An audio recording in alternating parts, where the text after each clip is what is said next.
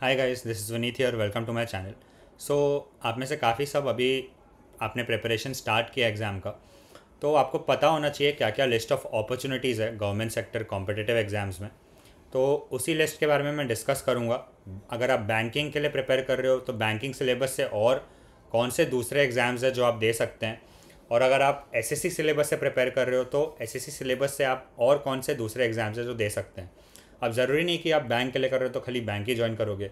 Banking syllabus करके आप insurance sector भी ज्वाइन कर सकते हो, रेगुलेटरी सेक्टर भी कर सकते हो। And most of them are quite better, मतलब आपको पे अच्छा मिलेगा, काफ़ी कुछ अच्छा मिलेगा। उसके बारे में मैं डिस्कस करूँगा इस वीडियो में। बहुत लोग क्यों ज्वाइन करते हैं गवर्नमेंट सेक्टर, ये मैं आपको बताऊँगा।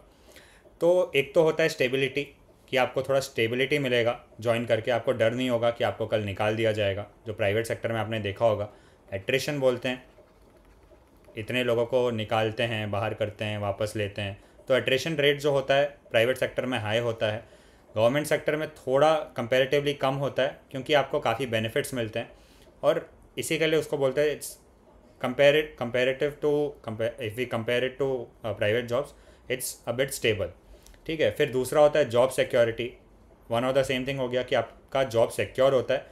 गवर्नमेंट आपको ऐसे रातों रात निकालेगी नहीं, कुछ गलती भी हुई तो आपको मौका दिया जाता है।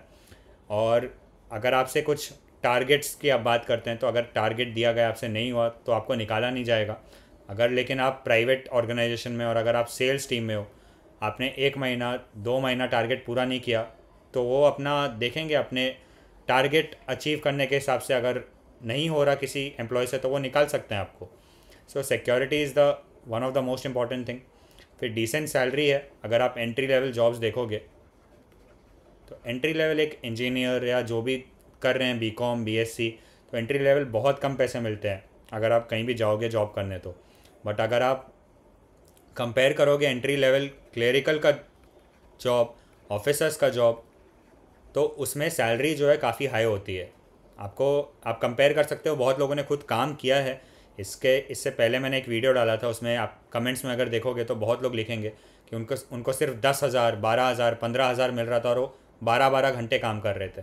तो उनके लिए definitely it is one of the best things. ऐसा जॉब अगर मिल जाए तो सिर्फ उनके लिए नहीं, काफ़ी दूसरे लोगों के लिए भी जिनको स्टेबिलिटी चाहिए, अगर उनका और भी कुछ वो और भी कुछ करते हैं, साइड हसल है उनका, तो वो उसको भी सपोर्ट कर सकते हैं उससे। ग्रोथ अपॉर्चुनिटीज़ अच्छे होते हैं। ग्रोथ अपॉर्चुनिटीज़ में मैंने ये स्टार मार्क एस्ट्रिक मार्क इसके लिए डाला है। हर जगह ग्रोथ अपॉर्चुनिटीज़ अच्छा नहीं होगा। अभी बैंकिंग हुआ तो बैंकिंग में काफ़ी फास्ट प्रमोशंस होते हैं। ठीक है, जैसे प्राइवेट ऑर्गेनाइजेशन में होता है वैसे ही होता है। और भी ऑर्गेनाइजेशन है जहाँ फास्ट होते हैं, बट आप एकदम प्योर सेंट्रल गवर्नमेंट वाले में जाओगे तो हो सकता है आपको 6 से 7 साल लग जाए एक प्रमोशन के लिए। तो टाइम लगता है कुछ कुछ में। अब अगर आपने किया है या कुछ ऐसा छोटा आपने जो जॉब ले लिया है गवर्नमेंट जॉब, तो उधर अभी गुड ग्रोथ अपॉर्चुनिटी में क्या ही होगा, ऐसा सच बहुत गुड ग्रोथ अपॉर्चुनिटीज़ आपको नहीं मिलेंगे अगर जॉब प्रोफाइल ही वैसा है तो उसको छोड़ के बाकी देखा जाए तो अपॉर्चुनिटीज़ काफ़ी अच्छे मिलते हैं आपको। एंड टू एंड आपको एक लीडरशिप अपॉर्चुनिटी मिल ही जाएगी।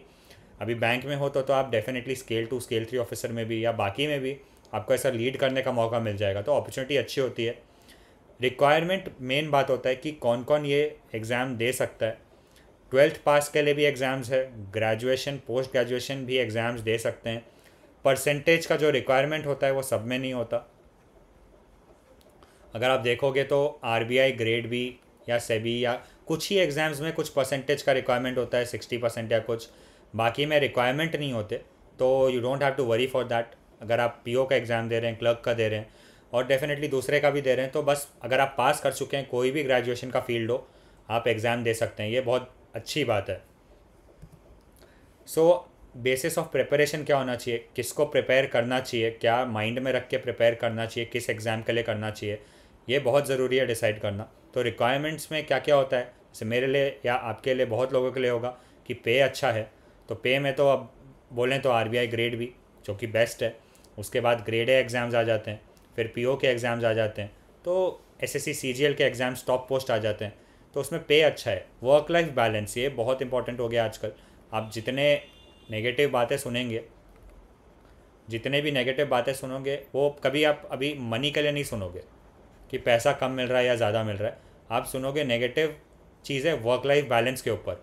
कि हम 10 बजे जाते हैं और घर पे 9 बजे आते हैं, हम 10 बजे जाते हैं घर पे 10 बजे आ रहे हैं, तो वर्क लाइफ बैलेंस नहीं हो पा रहा। ये चीज़ पे आप बहुत सुनोगे कि नेगेटिव रिव्यू काफ़ी, ऐसा नहीं है कि खाली एक जॉब एक सेक्टर के लिए, ये बहुत सेक्टर्स में है, आईटी में है, बैंकिंग में, ऐसा ज़रूरी नहीं कि हर जगह है।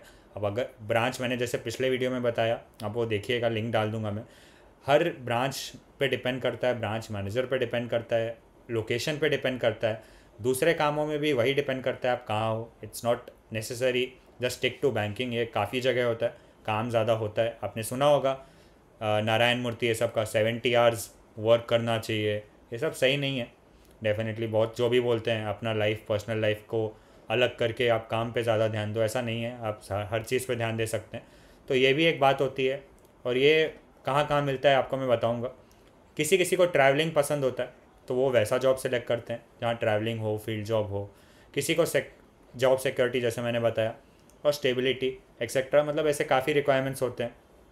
किसी को अपना फैमिली को सपोर्ट करना होता है, किसी को अपना इंडिपेंडेंस चाहिए फाइनेंशियली, इसके लिए वो जॉब करते हैं। बहुत रीज़न्स होंगे, अपने रीज़न्स होते हैं सबके। प्लेस ऑफ पोस्टिंग बहुत बड़ा एक रीज़न होता है। अगर आपके पास 3 जॉब्स है, जैसे मेरे से बहुत लोग पूछते हैं, तो मैं आपको हमेशा बोलूँगा कि आप अपना होम स्टेट वाला कीजिए प्रेफर, क्योंकि आप घर वालों के साथ रहेंगे, आप ज़्यादा सेव कर पाओगे। आप जब दूर जाते हो तो आपको खुद का पैसा खर्च करना पड़ता है, वो एक चीज़ है। बट मेन होता है रहना, तो रहना आपका गवर्नमेंट मोस्टली लुकआउट कर लेती है गवर्नमेंट जॉब्स में, ये एक अच्छी बात है। बट प्रॉब्लम अब ऐसा होगा कि अगर आपको समझिए आरबीआई आपका हुआ है ग्रेड बी, और आपका एक ये हुआ है दूसरे स्टेट में, ठीक है, और एक आपका एसबीआई पीओ हुआ है होम स्टेट में, तो आप होम स्टेट वाला मत लो, फिर आप आरबीआई ग्रेड बी के लिए जाओ। बट अगर आपका क्लेरिकल हुआ है, दोनों क्लेरिकल ही कंपेयर कर रहे हो आप, अगर आपका बैंक में कोई क्लेरिकल हुआ है होम स्टेट में, और आपका इंश्योरेंस सेक्टर या आरबीआई या नबार्ड डेवलपमेंट असिस्टेंट ये सब हुआ है, तो आप ये सिलेक्ट करो होम स्टेट में अगर हुआ है तो, ठीक है। तो ऐसे जो डाउट्स होंगे आप मुझे कमेंट्स में पूछ लेना क्या होना चाहिए, तो मैं जितना मुझे पता है, जितना मैंने देखा है, जितने मेरे फ्रेंड्स हैं, मैं उसके अकॉर्डिंग आपको बता दूंगा जो मेरा एक्सपीरियंस है। वैकेंसी बहुत एक इम्पॉर्टेंट चीज़ है। वैकेंसी अगर बहुत कम है, आप देखते होगे कुछ कुछ जॉब्स का सिर्फ यूआर में 1 वैकेंसी आया, ओबीसी में सिर्फ 5 वैकेंसी आया, ठीक है, किसी में 20 वैकेंसी है, किसी में बाकी कैटेगरीज के 4 वैकेंसी, 3 वैकेंसी, 1 वैकेंसी। तो इसमें कंपटीशन, उतने कम लोग ही रजिस्टर करेंगे, but it is too tough. तो ये काफ़ी हार्ड होता है। फिर अगर आपने बहुत अच्छे से प्रिपरेशन किया है तभी आपका एग्ज़ाम निकलेगा, अदरवाइज़ मतलब भर के फ़ायदा नहीं है अगर आपने अच्छे से प्रिपेयर नहीं किया है तो। फिर आती है जॉब सिलेक्ट करने के टाइम एग्ज़ाम कौन सा दे, वर्क प्रोफाइल। अब हो सकता है आपको डिफेंस में हो इंटरेस्ट, हो सकता है आपको एयर ट्रैफिक कंट्रोल का होता है एग्ज़ाम, आपको उसमें इंटरेस्ट हो, ठीक है। आपको सीजीएल, आपको प्योर गवर्नमेंट चाहिए, आपको बैंकिंग चाहिए, पैसे ज़्यादा कमाने हैं, तो आपको आरबीआई चाहिए, सेबी चाहिए, बहुत कुछ होता है। जॉब प्रोफाइल क्या है, ठीक है, बैंकिंग का जॉब प्रोफाइल अलग है, डिफेंस का अलग है। आपको कुछ ऐसा रिस्पेक्ट रुतबा वाला चाहिए तो आप सीजीएल में ऊपर देख सकते हो। आरबीआई आपको पैसे से मतलब है, पैसा वाला एकदम प्रोफाइल चाहिए, भले कुछ भी काम हो बट आपको पैसा कमाना है अच्छा, और गवर्नमेंट जॉब भी चाहिए तो आरबीआई, ठीक है, अच्छा प्रोफाइल होता है डेफिनेटली उसमें भी। सो इसके बाद तो आती है मेन बात, बहुत जब स्टार्ट करते हैं बिगनर्स तो वो कहाँ अटकते हैं मैं आपको बताता हूँ। वो दोनों को साथ में लेके चलते हैं, बोथ टुगेदर, जो कि सब अच्छे से नहीं कर पाते। और मैं भी आपको रेकमेंड नहीं करूँगा कि साथ में लेके चलो, अनलेस आपका एज बहुत कम है, एज इज़ जस्ट अराउंड 21, 22, तो आप 2 साल लोगे या कुछ लोगे, मे बी 1 साल लोगे, आप कर सकते हो दोनों साथ में मे बी। बट अगर आपका एज 26, 27 है, आपके पास ज़्यादा टाइम नहीं है, तो दोनों को लेके मत चलो, एक पे फोकस करो। और मैं जो अगले स्लाइड्स में आपको बताऊँगा क्या क्या आप कर सकते हो, आप वो फोकस कीजिएगा और उसके अकॉर्डिंग प्रिपेयर कीजिएगा। तो अगर बैंकिंग की बात करें तो बैंकिंग सिलेबस से कौन से एग्ज़ाम दे सकते हैं मैं आपको बताता हूँ। तो पहली बात तो आपने सब ने सुन लिया होगा, IBPS, SBI, RRB, PO and clerk, ये 6 एग्ज़ाम्स हो गए जो आप दे सकते हो। वैकेंसीज़ अच्छे होते हैं, ठीक है, वैकेंसीज़ भी अच्छे होते हैं, आपका काफ़ी हाई चांस है सिलेक्शन का, और जो रिक्रूटमेंट साइकिल है इनका वो काफ़ी फास्ट होता है। तो आप आराम से, अगर आपने प्रिपेयर कर लिया तो आप आराम से बहुत क्विकली ज्वाइन कर सकते हो। और प्रोबेशन होता है आपका स्टार्टिंग में, तो आप डेफिनेटली इधर भी रह सकते हो और अभी सैलरी तो बढ़ गई है काफ़ी, तो अच्छी है। तो आप दूसरा भी ट्राई कर सकते हो प्रोबेशन के टाइम पे। परमानेंट हो गए तो काफ़ी आप पे रिस्पॉन्सिबिलिटी आएगी, तो काम रहेगा। उसके साथ भी लोग करते हैं, ऐसा कुछ नहीं है। आप देखोगे तो आपको इंटरव्यूज़ मिल जाएंगे, लोगों ने आरबीआई निकाला है, यूपीएससी निकाला है, बहुत लोग हैं। उसके बाद ईएसआईसी के एग्ज़ाम होते हैं, ये रेगुलर नहीं होते, ये 2 ईयर्स या 3 ईयर्स में एक बार होते हैं, ठीक है। But it is a good opportunity. मेरा यूडीसी भी हुआ था महाराष्ट्र में, मुंबई में मुझे मिला था, बट मैंने ज्वाइन नहीं किया बिकॉज़ मुझे मुंबई में एसबीआई पीओ मिला, जिसका वर्क प्रोफाइल और सैलरी सब ईएसआईसी यूडीसी से ज़्यादा है।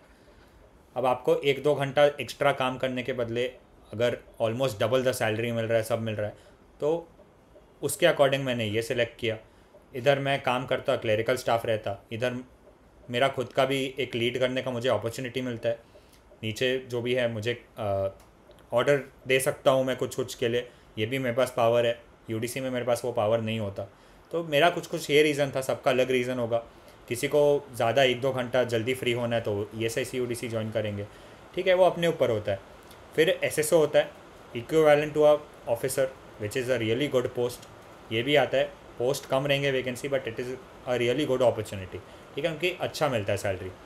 एलआईसी का एडीओ होता है, ADO is the marketing profile, ठीक है। तो आप अर्न अच्छा कर लोगे, बट लोग ज्वाइन नहीं करते क्योंकि बॉन्ड होता है, आपको पैसे देने पड़ेंगे छोड़ने के लिए, और फील्ड जॉब है, तो इसके लिए बहुत लोगों ने छोड़ दिया था होने के बावजूद। बट ठीक है, एक अपॉर्चुनिटी है ये। एएओ जैसे कि आपने सुना, रियली गुड, ये भी अच्छा अपॉर्चुनिटी है। अब आप बोलोगे मैंने क्यों नहीं दिया, मैंने इसके लिए नहीं दिया क्योंकि उसमें 5 ईयर्स का बॉन्ड था, प्लस अगर आप छोड़ते हो तो 5 की 10 लाख रुपए देने थे। तो ऐसे में मैं बंधन में फंस जाता, I would have been stuck there. तो इसके लिए मैंने नहीं किया, और मुझे सेम सर्कल में मिल गया।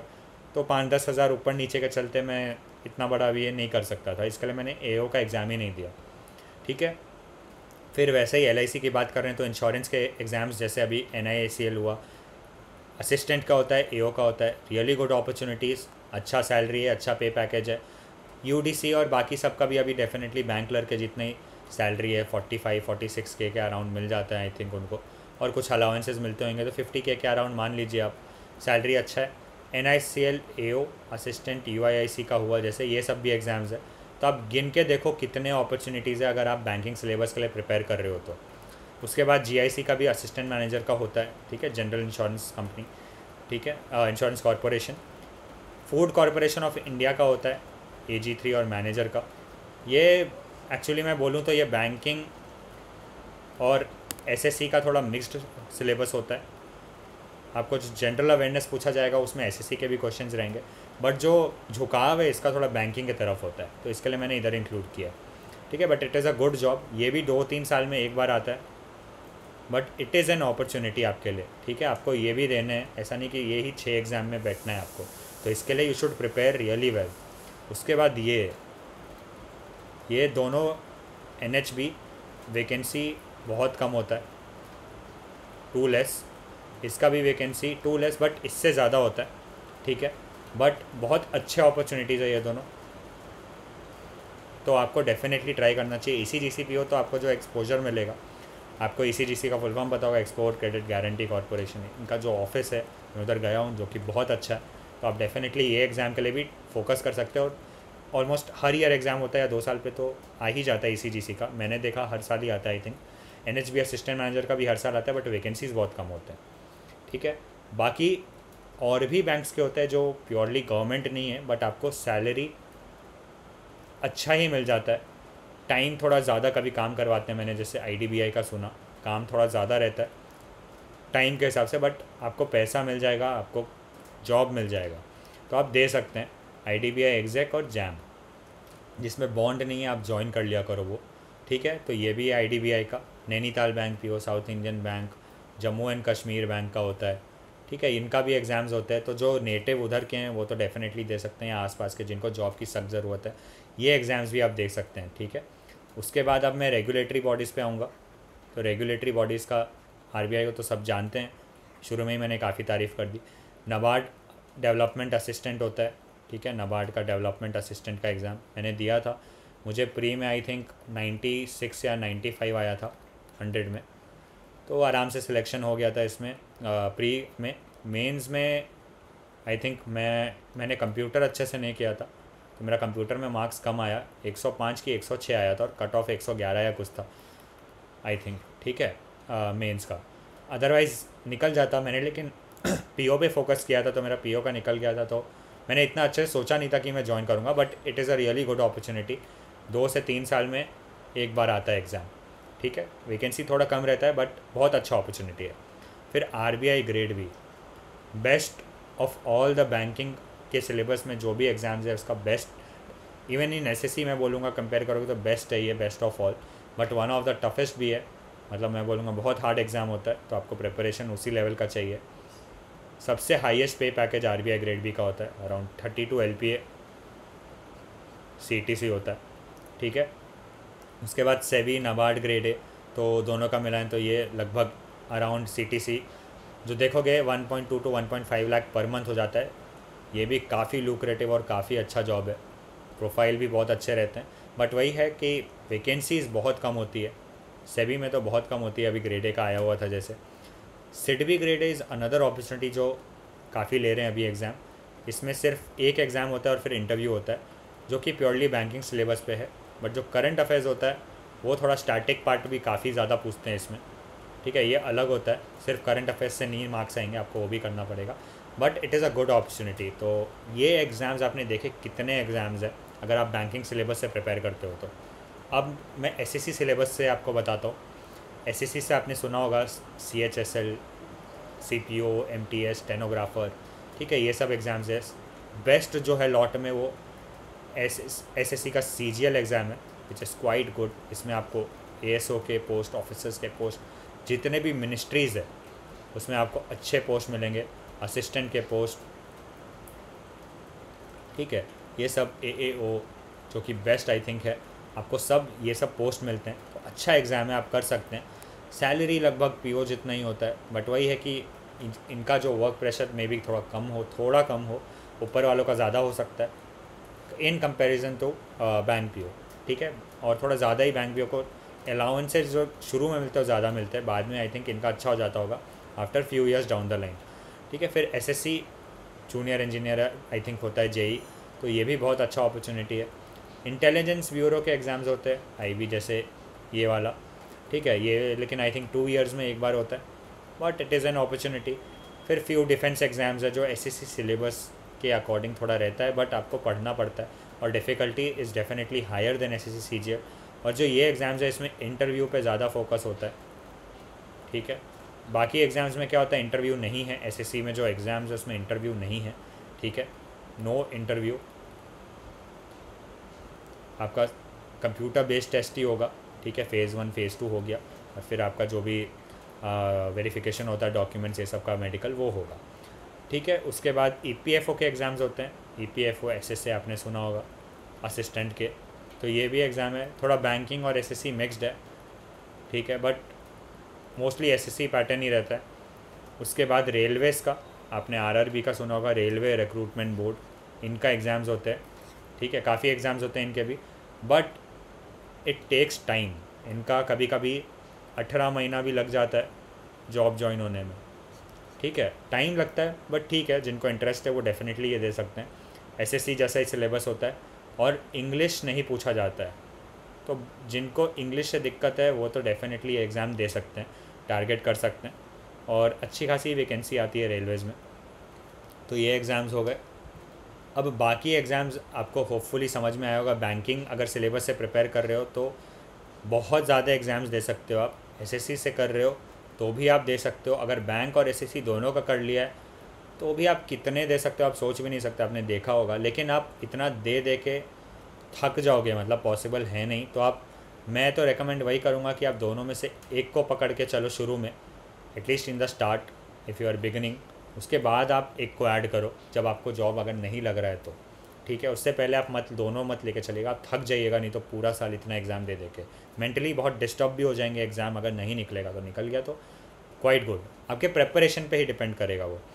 अदर एग्ज़ाम्स तो यूपीएससी तो आपको पता ही है, it is the mother of all exams. State पीएससीज़ भी, यूपीएससी, एमपीएससी महाराष्ट्र का जैसे हुआ, बीपीएससी बिहार का हुआ, ऐसे स्टेट के भी होते हैं पब्लिक्स जो भी पब्लिक सर्विस कमीशंस, तो वो एग्ज़ाम्स होंगे। तो डिफ़िकल्टी इनका होता है जो हाई होता है, आपको काफ़ी प्रिपेयर करना पड़ता है। डिफेंस सेक्टर के एग्ज़ाम्स होते हैं, एनडीए, ये सब आपने सुना होगा, ठीक है। फिर टीचिंग के एग्ज़ाम्स होते हैं। It is a good opportunity, क्योंकि अच्छा बैलेंस होता है इधर। एग्ज़ाम इजी नहीं होता है, मैं ये नहीं बोल रहा, आई थिंक CTET ये सब होता है, बट एग्ज़ाम इजी नहीं होगा, but it is an good opportunity, और आपको अच्छा पैसा भी मिल जाता है टीचिंग में, गवर्नमेंट कॉलेजेस और ये सब में। PSU के रिक्रूटमेंट, PSU जैसे ONGC, NMDC, PFC, Indian oil corporation, BPCL, HPCL, ठीक है। मुझे ये सब पता है क्योंकि मैं मार्केट्स पूरा देखता हूँ, स्टॉक मार्केट से सब, तो मुझे ये कंपनीज पूरा पता है, ठीक है। गेट, बहुत लोग, आप ग्रेजुएशन अगर कर रहे हो कंप्लीट, तो उसके बाद गेट का प्रिपरेशन कर सकते हो और ये सब में जा सकते हो, जो कि काफ़ी अच्छी जॉब्स होती है। NTPC का one of the best work place होता है, ठीक है, प्रेफर्ड। आप देखोगे अगर आप करंट अफेयर्स पढ़ रहे होगे तो बेस्ट प्रेफर्ड वर्क प्लेस में NTPC को बहुत अवार्ड्स मिलते हैं। IAS होता है, ये भी UPSC का ही एग्ज़ाम होता है, UPSC कंडक्ट करवाती है। तो ऐसे बहुत एग्ज़ाम्स है। आई होप इससे लिस्ट से आपको समझ में आया होगा कि आप कौन से एग्ज़ाम्स बैठ सकते हो, कितने अच्छे अपॉर्चुनिटीज़ है। एक अपॉर्चुनिटी नहीं है, मतलब ऐसे देखा जाए तो 20 कितने अपॉर्चुनिटीज़ है। I know it is tough, but doable है, आप कर सकते हो अगर आपने प्रिपरेशन एक सिलेबस को स्टिक करके अच्छे से कर लिया तो आई होप जो न्यू बिगनर्स है और जो अभी जस्ट 1-2 साल हुआ है और आपको लग रहा है कि नहीं हो रहा, आप यही एग्ज़ाम्स दे रहे थे, तो प्लीज़ ये सब एग्ज़ाम्स पे भी देखिएगा। आएगा तो एग्ज़ाम ये भी दीजिए, क्योंकि बहुत लोग का मैंने देखा जो LIC नहीं एम कर रहे थे उनका LIC में हुआ, जो NIACL और ये जो दूसरे इंश्योरेंस सेक्टर्स के एग्ज़ाम है वो नहीं एम कर रहे थे उनका हुआ। ऐसे बहुत लोग हैं। FCI जो एम नहीं कर रहे थे, जो सिर्फ बैंक कर रहे थे, उनका FCI में हुआ। तो it is a really great opportunity कि आपको दूसरे जॉब्स भी मिल जाएंगे, और जो आपको गवर्नमेंट वाला करना था वही मिले, उनमें भी बैंकिंग से बेटर भी मिले। तो आई होप ये वीडियो से आपको हेल्प मिलेगा और आपको कुछ पता चला होगा। और अगर आप मेरे चैनल पर नए हैं तो do not forget to subscribe, so that you don't miss out on any such updates. Thank you and keep preparing.